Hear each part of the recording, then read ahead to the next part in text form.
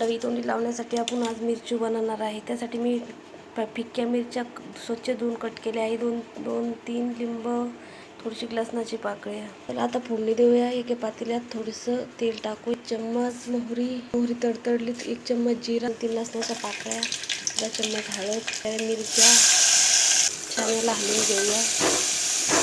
केलेले लिंब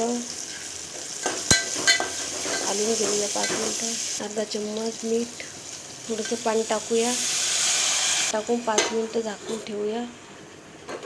बघू शकता आपली लिंबू मिरची किती छान झाली आहे।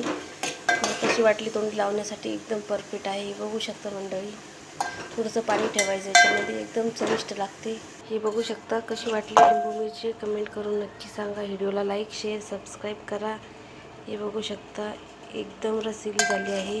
थोडंसं पाणी ठेवायचं, थोडंसं ज्यूस असल्यामुळं चविष्ट लागते।